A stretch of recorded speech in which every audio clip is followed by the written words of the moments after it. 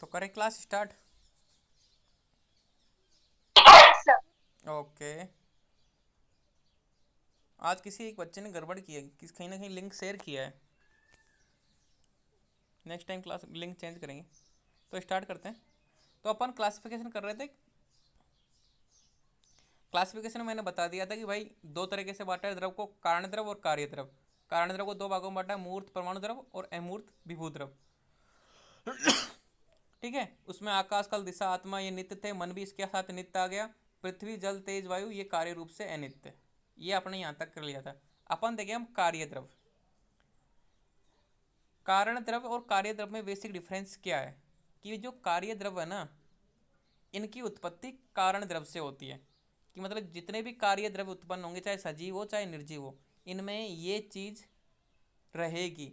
मान लो निर्जीव उत्पन्न हो रहा है तो पृथ्वी जल तेज वायु ये उत्पन्न हो जाएंगे, इनसे उत्पन्न हो जाएगी। अगर मान लो चेतन द्रव्य उत्पन्न हो रहा है, मान लो सजीव उत्पन्न हो रहा है, तो उसमें दिशा मन आत्मा आत्मा मन जुड़ जाएंगे तो चेतन द्रव्य हो जाएगा। लेकिन जितने भी कार्य द्रव्य, चाहे वो सजीव हो चाहे वो निर्जीव हो, सब कारण द्रव्य से उत्पन्न होते हैं। ये बात ध्यान रखना।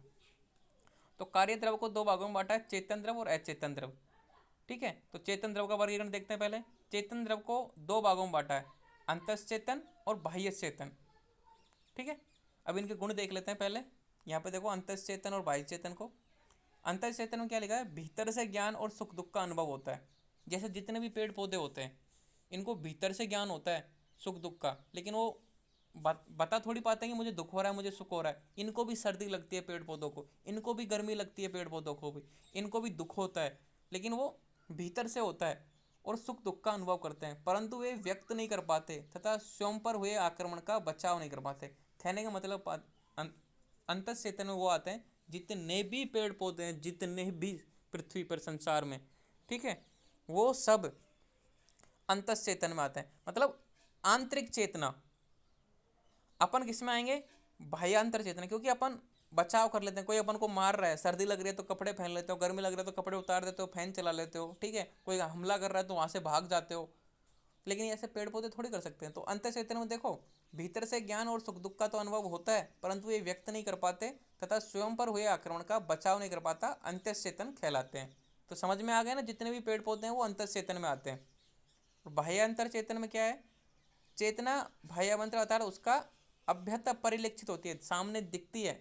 कि मैं बोल रहा हूँ, मुझे गुस्सा आ रहा है तो मैं गुस्सा व्यक्त करूंगा, मुझे दुख हो रहा है तो दुख व्यक्त करूंगा, मुझे सर्दी लग रही है तो मैं बताऊंगा आपको। तो मतलब परिलक्षित हो रही है, मतलब सामने दिख रही है। तो अपने जितने भी जीव हैं, पशु पक्षी, पशु मान लो, पक्षी मान लो, अपन मान लो, मानव, ठीक है, ये सब बाह्य चेतन।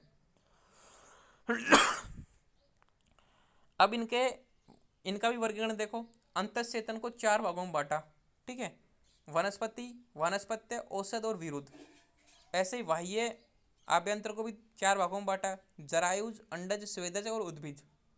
ठीक है, अब देखते हैं पहले अंतश्चेतन का वर्गीकरण को समझ लेते हैं। वनस्पति, वनस्पति यानी पुष्प। कहने का मतलब है कि ऐसे पेड़ पौधे जिनमें ओनली पुष्प भी दिखते हैं, ठीक है, उनको बोलते हैं वनस्पति। ध्यान रखना, ये बहुत अच्छी अच्छी परिभाषा है। ऐसे आपको जैसे मैं बता रहा हूँ वैसे एग्जाम में लिखना है, और मैं क्वेश्चन दूंगा इसमें से, तब पता लगेगा कि आप कितना सीखे क्लास में से। ठीक है, जैसे अगर मैं यहाँ पे लिख देता कि वे पौधे जिनमें ओनली पुष्प दिखाई देते हैं उन्हें वनस्पति कहते हैं, तो फिर आपका मीनिंग क्या हुआ। आप भी थोड़ा मेहनत करो ना, अब आपको मज़ा आएगा क्लास पढ़ने में, क्योंकि आप भी कुछ सीखोगे। वनस्पति यानी पुष्प।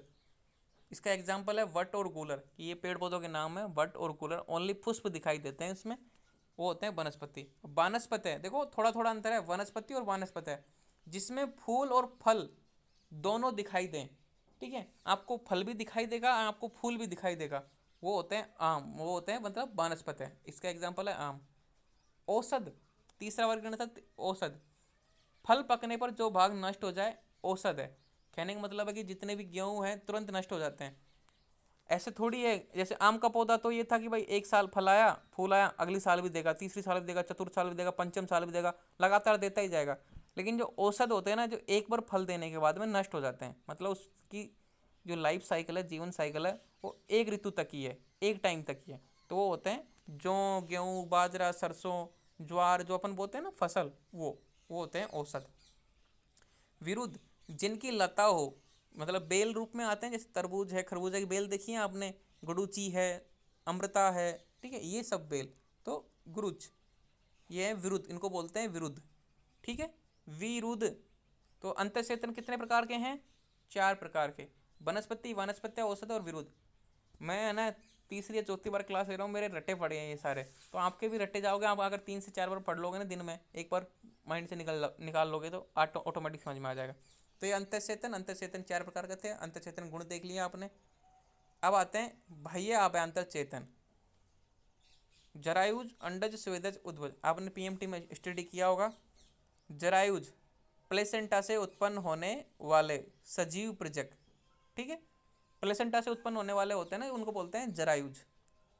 अंडज, अपन प्लेसेंटा से उत्पन्न होते हैं, अपने माता के प्लेसेंटा से अपन जुड़े रहते हैं, पोषण प्राप्त करते हैं, जितने भी सजीव हैं, जैसे बच्चे होते हैं, जैसे अपन ही बात कर रहे हैं, ठीक है, वो जैसे जितने भी जो सजीव पैदा होते हैं, जैसे कि भैंस से, गाय से, वो भी सब जरायुज में आते हैं। अब अंडज में आओ, अंडों से जन्म लेने वाले। अब अंडों से देखो जन्म लेने वाले सर्प, स्नेक आते हैं, जितने भी कीट आते हैं, जैसे मोस्टली बिच्छू तो नहीं, वो सर्प हो गया। और जो अंडों से, पक्षी भी तो अंडे से आते हैं, वो अंडज हो गए। स्वेदक, स्वेद से उत्पन्न होने वाले, जैसे पसीने और गंदगी से उत्पन्न होते हैं ना, वो होते हैं कृमि और कीट। गंदगी में जो पैदा होते हैं मोस्टली, या फिर पसीने से उत्पन्न हो जाए, वो आते हैं कृमि और कीट। उद्भिद, पृथ्वी के भीतर से निकलने वाले। अब ये मेरे आज तक समझ नहीं आया, ये पृथ्वी के भीतर से निकला, इंद्रगोप या भीरबूटी, हाँ ये समझ में आ गया अभी अचानक से, मेरा अभी देखा, मैंने सुबह ही देखा इसको। उद्भिज, पृथ्वी के भीतर से निकलने वाले, इंद्रगोप या भीरबूटी। अपनी जब बरसात होती है, तब एक है ना लाल लाल कलर की एक होती है ना, उसको बोलते हैं माता, माता माई निकल के आ गई जमीन से फाड़ के। वो जब बरसात होती है तो वो पैदा हो जाती है, बहुत सारी हो जाती है खेतों में, आपने देखी होगी गाँव में, मैंने अभी देखी सुबह, अचानक से मुझे याद है। मशरूम। जैसे है मशरूम नहीं, जैसे ये मेरा डॉट दिख रहा है ना, डॉट दिख रहा है ना, लाल कलर का, वैसे के वैसे कलर की, सेम टू सेम कलर की, इसलिए बोलते हैं इंद्रकोप, मतलब एक तरीके से लाल रंग की होती है वो भीर बूटी। तो वो एक जानवर होता है जो पृथ्वी को फाड़ के निकलता है, मतलब जब बरसात होती है ना उस समय वो पृथ्वी में निवास करता है, जब लेकिन बरसात होती है तो उसको मौसम ऐसा होता है कि उसके लिए फेवरेबल होता है, तो वो पैदा हो जाती है उस समय, और फिर थोड़े दिनों बाद नष्ट भी हो जाती है, तो वो होती है उद्भिज। ये मैंने सुबह ही देखी है। ये जो जैसा डॉट है ना मेरा, ऐसे कलर की होती है।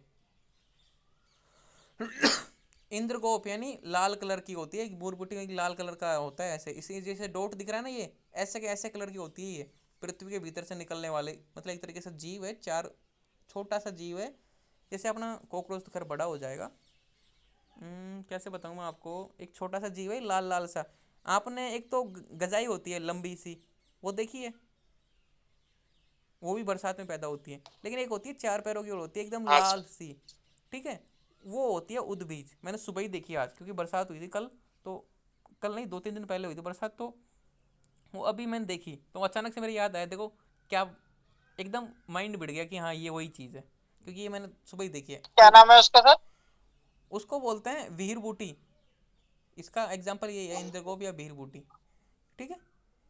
ये एक जानवर का नाम है, मतलब एक छोटा सा जानवर होता है, जैसे कि अपने कीड़ा होता है एक छोटा सा, मतलब 5 mm का या 6 mm का होता है, ज़्यादा बड़ा नहीं होता, ये लाल कलर का सा होता है। मैं आपको फोटो भेज दूंगा अगर मेरे को मिली तो, नेट पे ग्रुप में है ना। सर नेट पे है। नहीं मैं ग्रुप में भेज दूंगा, मतलब अगर मुझे नेट पे मिली तो फोटो, है ना। तो कहने का मतलब ये है कि बाह्य अवान्तर 4 प्रकार के होते हैं, जरायुज, अंडज, स्वेदज और उद्भिज। उद्भिज का मतलब है जो पृथ्वी को फाड़ कर निकलने वाले। अब बहुत से जीव जंतु होते हैं जो पृथ्वी में से पैदा हो जाते हैं ऑटोमेटिकली, ठीक है, बरसात हुई, उनका मौसम फेवरेबल हुआ, ऑटोमेटिकली पैदा हो जाते हैं, तो वो होते हैं उद्भिज। स्वेदक, गंदगी से पैदा होने वाले, अंडज, अंडों से पैदा होने वाले, और जरायुज, जन्म से पैदा होने वाले। तो ये थे वर्गीकरण। वर्गीकरण बहुत इंपॉर्टेंट है, इस तरीके से इस चार्ट फॉर्म में याद रहोगे एक पेज में, तो अच्छी तरीके से आपको समझ में आ जाएगा। मैं दोबारा से रिवीजन करा देता हूँ। क्लासिफिकेशन, कारण द्रव, कार्य द्रव। कारण द्रव 2 प्रकार के, मूर्त द्रव और अमूर्त। मूर्त में पृथ्वी, जल, तेज, वायु। देखो मूर्त में ऑटोमेटिकली याद हो जाएगा भाई, पृथ्वी है, जल है, अग्नि है, वायु है, और मन को बस थोड़ा सा ध्यान रखने का अपवाद के रूप में। फिर अमूर्त में आकाश, काल, दिशा, आत्मा, ये नित्य हैं, ये परमाणु रूप से अनित्य हैं। फिर चेतन द्रव को अंत चेतन, बाह्य चेतन। अंत चेतन के ये गुण हो गए, 4 प्रकार के हो गए, बाह्य चेतन के ये गुण हो गए, ये 4 प्रकार के हो गए। अब आते हैं कार्य द्रव में, अचेतन द्रव में। अचेतन में होता है खनिज और कृत्रिम। यहाँ पे आ जाओ अब चेतन द्रव में। खनिज, खनिज में दो प्रकार की आती हैं, धातु और अधातु। या तो धातु निकलेगी या अधातु निकलेगी। खनिज यानी खोद कर निकालने वाले जमीन से। अब निर्जीवी तो होते हैं खोद के निकालने वाले, तो या तो धातु निकलेगी या अधातु निकलेगी। और आता है कृत्रिम। कृत्रिम यानी जो अपन बनाते हैं निर्जीव, जैसे प्लास्टिक बना दिया अपन ने, रिएक्शन करके कुछ नई नई चीज़ बनाते रहते हैं ना आजकल। तो निर्जीव बहुत सारी चीज़ें, फॉर्मेशन फोन, टेबल पंखा, जितने भी सब चीज़ निर्जीव, जितनी भी अपन देख रहे हैं वो सब निर्जीव है, बना ही तो रहे अपन ने, ठीक है। वो सब निर्जीव, मतलब एक तरीके से कृत्रिम। तो ज़्यादा डिफिकल्ट नहीं है, 2 बार प्रैक्टिस करोगे तो ऑटोमेटिकली समझ में आ जाएगा। और इस चार्ट को समझने की कोशिश करना, ठीक है। कोई डाउट है तो मुझसे पूछो अब। हेलो। सर जो उद्भिज बताया आपने, ये तो बहुत सॉफ्ट होते हैं ना, रेड कलर के हाँ जिसपे हाँ हाँ, छोटे बिल्कुल छोटे सॉफ्ट डॉट होते हैं होते हैं रेड गाँव कलर में के। करेक्ट करेक्ट करेक्ट, बारिश के टाइम। ये वही है। जी सर। ठीक है, ये पृथ्वी से निकलते हैं। अब देखो आपने देखा होगा ना, रात रात में सुबह बहुत सारे हो जाते हैं। जैसे बरसात होती है तो सुबह देखते हो आप कि बहुत सारे हो गए, कहाँ से हो गए, कोई पैदा करके थोड़ी गए, क्योंकि जमीन से निकल के आ जाते हैं ये उद्भिद, जमीन को फाड़ कर निकलने वाले। अब देखो द्रवों के अन्य भेद, भाई और वर्गीकरण किया है योनि भेद से, ठीक है, प्रयोग भेद से। 2 प्रकार से बांटा है भाई योनि भेद से। ये थोड़ा अलग वर्गीकरण है लेकिन थोड़ा अलग प्रकार से। किस भेद से? योनि भेद से।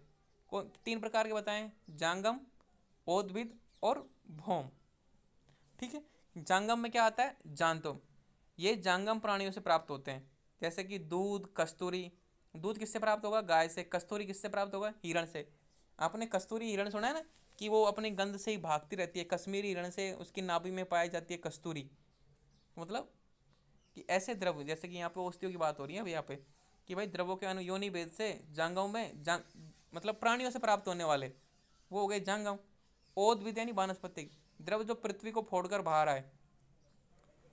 गोधूम और यव, द्रव जो पृथ्वी को फोड़कर बाहर आए। अब पेड़ पौधे हैं जो पृथ्वी को फोड़कर ही तो बाहर निकलते हैं। जैसे अपन ने बीज बो दिया और वो पेड़ पेड़ उत्पन्न होगा तो पृथ्वी को फाड़ के तो बाहर निकलेगा।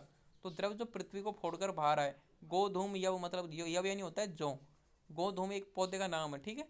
ये सब ओदविद यानी वानस्पतिक, वानस्पतिक यानी पेड़ पौधे। जितने भी पेड़ पौधों से प्राप्त होने वाले हैं वो है ओदविद। जितने भी जंतुओं से प्राप्त होने वाले होते हैं वो जांगम। अब आता है भौम, जो भूमि से निकले, अपन जो खोद कर निकालते हैं। गंधक, पारा, मतलब एक तरीके से कृत्रिम सारी चीज़ें, सोना चांदी, ठीक है, जितनी भी चीज़ें होती हैं ना वो भौम में, मतलब भूमि से निकालने वाली। समझ में आया ना योनि भेद से कैसे बताया? जांगम मतलब पशु पक्षियों से, जंतुओं से प्राप्त होने वाले द्रव। ओदभिद पेड़ पौधों से प्राप्त होने वाले द्रव। और भौम एक तरीके से वही हो गया। ये तो हो गए चेतन, क्योंकि उसको बोले ना आप, ये तो हो गया मतलब एक तरीके से आभ्यंतर, ये हो गया भयंतर, और ये हो गया कृत्रिम। तो वही बात हो गई, मतलब नाम चेंज कर दिए इन्होंने। जांगम प्राणियों से प्राप्त होने वाले, ये पेड़ पौधों से प्राप्त होने वाले, और ये भूमियों से, मतलब एक तरीके से कृत्रिम। सब ने अपने अपने आचार्य थे अलग अलग, उन्होंने अपने अपने हिसाब से वर्गीकरण दिया और सबका वर्गीकरण सही है। बस अपन को याद करना है। जितने आचार्य आएंगे उतने बढ़ते जाएंगे, अपन को याद करने पड़ेंगे। बस स्टूडेंट पे भार पड़ता जाएगा। अब देखो प्रयोग भेद से। प्रयोग भेद से औषध और आहार, इनका प्रयोग शरीर में शीत उष्ण आदि गुणों का आधान होता है। मतलब कहने का मतलब है, तो प्रयोग वैसे अपन क्यों करते हैं प्रयोग? या तो अपना सर्वाइव करने के लिए, या रोगों को ठीक करने के लिए। स्वस्थ रहने के लिए या रोगों को ठीक करने के लिए। अपन तभी तो स्वस्थ रहेंगे जब डेली खान पान करेंगे, अच्छा भोजन करेंगे। कहने का मतलब प्रयोग वैसे किस तरीके से प्रयोग कर रहे हो आप उन चीज़ों को। तो किसको? द्रव को। या तो औषध के तरीके से करोगे या हार की तरफ से करोगे। औषध क्या करती है? इसके प्रयोग से शरीर में शीत उष्ण आदि गुणों का आधान होता है। कि मान लो अगर अपन को सर्दी लग रही है तो अपन उष्ण वाले खाएंगे, अगर गर्मी लग रही है तो शीत वाले खाएंगे। तो ये औषध। अब आहार क्या है? इससे शरीर की रसादि धातुओं का पोषण होता है। जो अपने शरीर में रस, रक्त, मांस, मेद, अस्थि, मज्जा, शुक्र है, ठीक है, उनका पोषण होता है। भोजन से यही तो काम होता है। भोजन मत खाओ 3 दिन तक, आपका रस नहीं बनेगा, रस से फिर आपका रक्त नहीं बनेगा, आप कमज़ोर हो जाओगे, आप बीमार ग्रस्त हो जाओगे। तो प्रयोग वेद से मतलब आप किस तरीके से यूज कर रहे हो द्रव का? मेडिकल के मेडिसिन के तौर पे यूज कर रहे हो या भोजन के तरीके से यूज कर रहे हो? तो ये प्रयोग वेद से, ठीक है। अब करेंगे अपन कार्य द्रवों की उत्पत्ति। मैंने अभी बताया था भाई जो कारण द्रव थे, यहाँ देखो, जो ये कारण द्रव थे 9, इनसे ही कार्य द्रव की उत्पत्ति होती है। तो अब इसी का एक पॉइंट आ गया कि कार्य द्रव्यों की उत्पत्ति कैसे हुई। आकाश आदि 9 कारण द्रव्यों में सभी चेतन अचेतन द्रव्य उत्पन्न होते हैं। मैंने बता दिया था पहले ही कि भाई आकाश आदि जो जितने भी 9 कारण द्रव्य हैं, यहाँ देखो लिख दिया 9 कारण द्रव्यों से सभी चेतन यानी सजीव और अचेतन यानी निर्जीव द्रव्य उत्पन्न होते हैं। उपादान परमाणु, पृथ्वी, जल, अग्नि, वायु। ठीक है, देखो सिंपल सी बात है। उपादान मतलब ये तो रहेंगे, चाहे सजीव हो चाहे वो निर्जीव हो, पृथ्वी हो, जल हो, अग्नि, वायु, ये चाहे ये तो रहेंगे। व्यापक आकाश, आकाश व्यापक का मीनिंग होता है कि भाई उसमें चाहे वो सजीव हो चाहे निर्जीव, खाली स्थान साथ में व्याप्त रहता है, ये तो रहेगा ही, तो ये चीज़ तो रहेंगे ही। तथा निमित्त कारण काल व दिशा। अब निमित्त क्या है? निमित्त होता है सहायक कारण, हेल्पिंग, कि भाई ये इनको उत्पन्न करने में सहायता करते हैं, हेल्प करते हैं। बॉडी स्ट्रक्चर इनसे बना, इन्होंने इनको मतलब एक तरीके से रूप आकार जो देते हैं ना वो दिया। फिर है उपादान प्लस निमित्त प्लस आत्मा और मन साथ में जुड़ गया तो चेतन द्रव्य। ठीक है, चेतन द्रव्य कैसे उत्पन्न हुआ? देखो निर्जीव तो कैसे उत्पन्न होगा? उपादान जुड़ गया और निमित्त जुड़ गया, तो उपादान और निमित्त मतलब निर्जीव। अगर उपादान और निमित्त में आत्मा और मन जुड़ जाए तो चेतन द्रव्य मतलब सजीव। समझ में आया मैं क्या बोलना चाह रहा हूं आपको? हेलो। उपादान मतलब सर उपादान का मीनिंग है कि ये तो असेंशली है, मतलब ये तो रहेंगे, सजीव में भी रहेंगे और निर्जीव में रहेंगे, मतलब जिससे अपन का बॉडी स्ट्रक्चर बनता है। अपने शरीर से आत्मा निकाल दो, अपन निर्जीव हो जाएंगे, समझना। आत्मा निकली तो मन निष्क्रिय हो जाएगा, तो आत्मा बाहर निकल अपने बॉडी निष्क्रिय हो जाएगा, मतलब मर गए अपन। जो मरे हुए व्यक्ति की बॉडी है उसमें भी यही है, पृथ्वी, जल, अग्नि, वायु और आकाश। और निर्जीव वस्तु में भी वही है, पृथ्वी, जल, अग्नि, वायु, आकाश। तो ये उपादान मतलब एकदम मुख्य कारण कि ये उत्पन्न करने में मुख्य हैं। ठीक है। अब व्यापक यानी होता है आकाश। जो आकाश है खाली स्थान तो हर चीज़ में मिलेगा, ऐसे तो है ही नहीं कि भाई हर चीज़ ठोस हो। चाहे आप प्लास्टिक हो तो प्लास्टिक के परमाणुओं के बीच में भी खाली स्थान पाया जाता है, चक्कर लगाते रहते हैं ना इलेक्ट्रॉन, आप जानते होंगे। वो आप मैं मॉडर्न के हिसाब से समझा रहा हूँ आपको समझाने के लिए। हाँ तो खाली स्थान तो हर जगह मिलेगा, कहीं ना कहीं तो मिलेगा ही हर स्थान। तो ये व्यापक मतलब व्याप्त है हर जगह। ये निमित्त क्या है? मतलब सहायता देते हैं कि भाई किस तरीके से कैसा रूप देना है, कैसा रंग देना है, कैसी दिशा देनी है, मतलब एक तरीके से इसको सहायक कारण है, काल और दिशा। फिर मन और आत्मा जुड़े तो सजीव बन जाएगा। अब मान लो कि अपनी बॉडी है, बॉडी में पृथ्वी, जल, अग्नि, वायु है, आकाश है, काल दिशा से एक तरीके से रूप बन गया, लेकिन मन और आत्मा नहीं है। मन और आत्मा नहीं है तो अपन मर गए, मन आत्मा जोड़ दो चेतन द्रव्य, मतलब अपन सजीव है। बस इतना सा ये है। तो कार्य द्रव्यों की उत्पत्ति तो सभी चेतन और अचेतन द्रव्यों की उत्पत्ति होती है किससे? 9 कारण द्रव्यों से। और इनका एक एक का मीनिंग दे दिया। देखो 4 तो ये पृथ्वी, जल, अग्नि, वायु, ठीक है, ये उपादान है। आकाश व्याप्त है मतलब हर जगह मिलेगा। तथा निमित्त कारण सहायक कौन से हुए? काल और दिशा। तो 4 5 6 7 हो गए ना, तो 7 तो रहेंगे। अगर सातों में आत्मा और मन जुड़ जाएगा तो सजीव बन जाएगा, और ये दोनों नहीं जुड़ेंगे तो निर्जीव बन जाएगा। क्लियर? तो सभी कार्य द्रव्यों की उत्पत्ति किससे होती है? 9 कारण द्रव्यों से उत्पत्ति होती है। ठीक है।